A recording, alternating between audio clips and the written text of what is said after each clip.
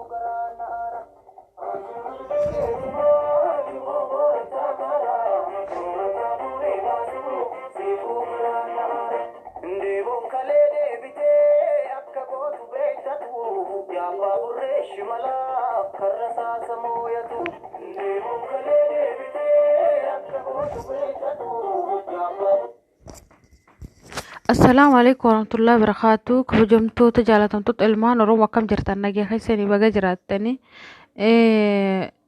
يا ابو الروان فقدتو تكاجرا تونسيلا وانا ريا متجرو المان رومو هداماتو متوماتو مدررماتو مجرا وسو خانف كون خانو هدامنو هدانو هابو هدام هدانو هابو جرو غويا خليسا أقودنا يعني أنا كنيتي قودنا arsii aanaa gololchaa magaalota hundarra hiriiraa jira ture akkasumatti mana barumsaa haroo kajamu tokko jira achi barsiisaa ture obboleessi kiyyaalleen barattoota isaa hunda wajjiin barsiisota wajjiin walumatti qabanii hidhanii jiran jechuu guyyaa kaleetirra sababa bilbilaa fi informeeshina adda addaa wannoo jaaniif jecha quban qabu ture ani ammaan dhagahee amma caancootti hidhan jechuu dhageenyee garuu amma achi dhahinaan illee achi akka hin jirreedha ka dubbataa jiranii garuu kaleessa fuudhanii deemanii jiranii barattootaa fi barsiisota hundaayyuu obboleessa kiyyaallee na jalaa hidhayyaa Oromoo. Jawaariif dubbannaa obboleeyyan teenya tabiraa ta'e hidhamteef dubbannaa ganaa takka takkaan mana keessa dhuftee mana keessaa nu guurte gisee jennu isaan kunoo kana. Kunoo dhufanii jiran fuudhanii jiran obboleessa kiyyaallee.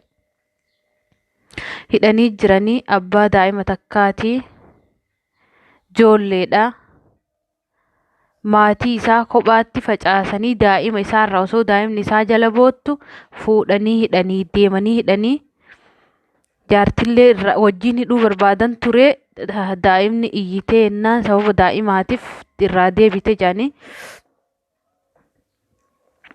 Oromoo akka kana keessa jirra gaanu salbinni mana manaa nutti dhufutti jirti taamma dura dubbataa jirru tana bar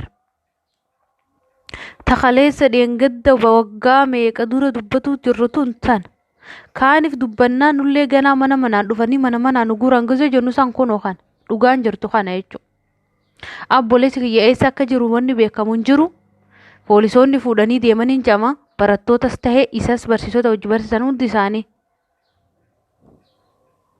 akka kana jirra obboleeyyan tiyya furmaan dhabame kun nu haa ba'u warri lagannaa nyaatatirra jirullee miidhamutti jira furmaata barbaada jennee dubbatu turre furmaata barbaadu sutti hin warra isaaniif sagalee ta'uudhaaf karaa nagayaatiin hiriira bahaniitiin sagalee isaanii dhageessifataa jiranis poolisiin irratti gabbanamtee wannoodhaan makiinaadhaan dhufa irratti fe'amanii dhufanii kun akkanatti ijoollee waan takka hin beekne miskiinnan baadiyyaa haroo jechuun kun magaalaa guddoo miti ijoolluma baadiyyaa irraa dhuftee barattu Tana fuudhanii kun walitti qabanii oofanii bakka isaan itti hidhan hin beeknu maal keessa akka jiran hin beeknu maatilleen achi magaalaa keessa zooraa jiranii wanni isaan argan takka hin jirtu.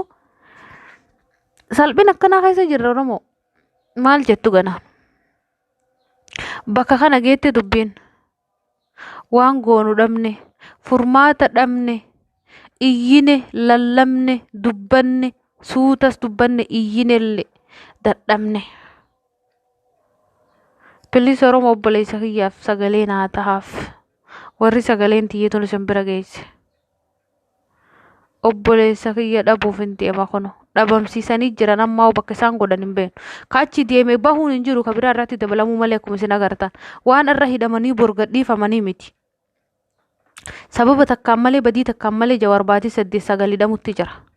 Hidhamtoonni siyaasaa hundi isaanii osoo badii takka hin qabne badii takka wanna takka waan kana balleessite kan jedhamneen. Amma ijoolleen tun fakkeenya wanni isaan godhan hin jiru karaa nagaatiin hiriira baanii sagalee isaanii dhageeffatanii obboleeyyoota hidhata hidhaa jiru hidhaan haa bahanii jedhaniisuma sagalee isaanii dhageessan malee wanni isaan mootummaa tuqanii yookaan qabeenya mootummaa balleessanii yookaan waan takka godhan hin jiru. Barattootas tahee barsiisonni. Akkuma isin argaa jirtan kun fuudhaniitiin dhabamsiisanii hidhanii bakka isaan geessaa wanni beeynu hin jiru jechuudha. Kanaaf maal akka godhuu qabnu hin beeyne wallaahi Oromoo dhibee jira wallaahi. Boonnee maraannee daddabnee firraatti dhiisne. Eega gaafa caaluun du'e irraa hima boonya guyyaa takka imimmaan nurraa qooree hin beeku. Amma waan ofiifu dadhabeettuu dhiiseyyuu walla takka dhiisee kalaas.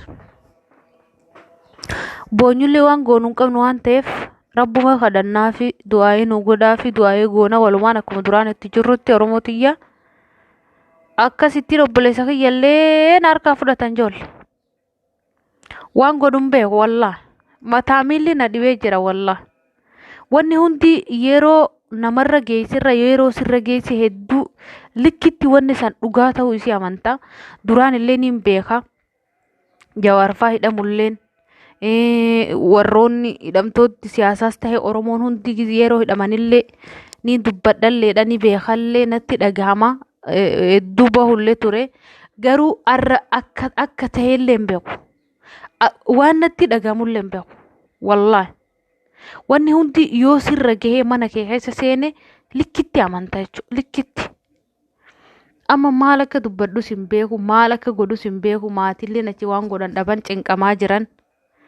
Nama achitti dhiyaatee fuudhaniitu maatillee kottu ol seeni jaaniin jaan. Nama gaafachuuf yookaan waan takka takkaaf achi dhaqee warra ala jirullee atis kootu seenii. Akkas jedhaniin jaan. Sodaataa jiraniif lubbuu ofiitiif maatiin jechuudha.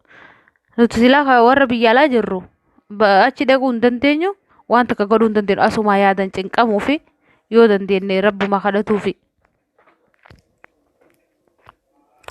Taakkanaati yaa Oromoo tiyya mataa miilli na dhibe wallaa eega dhagee fi amma jidduu boo'uttiin jira. Boohanii garuu wanni godhanillee hin jirtu rabbuma kadhannaaf inshaallah. Isinillee bakka jirtanii du'aayee nu godhaa fi hundi isaanii Jawaar irraan hangafee warroota sababa jaraatiif hidhame kana hundaa'u rabbi akka nu hiiku du'aayee nu godhaa fi baay'ee cinqameetiin jira wallaahi har'a hedduu takka cinqameetiin jira. Amma durallee takka hirriba isin arganne takka gammachuu takka illee hin qabnu keessaa yoo manaan isin dhufte obboleessa keessan fira keessan haadha abbaa keessan tiruu keessa yoo taate likkitti. Wanni ummanni maatiin hidhamtoota irra jiran likkitti argitan jechuudha. Baay'ee gadi fageenyaan jechuudha. Keessa wanni hundi yoo namarra geette irra amananii irra namatti illee amansiifti jechuudha dubbiin. Akkasii Oromoorra waan hin dubbadullee hin beeku baay'ee cinqamuttiin jira wallaahi keessa kiyya baay'ee miidhamee jira. Du'aayee magoona fi du'aayee magodhaaf isinillee isiniin jedha. Kana caalaa dubbachuullee hin barbaadu. Assalaamu alaikum warahmatullahi wabarakatuh. Hanganumaan isinitti majeetiin dhufe.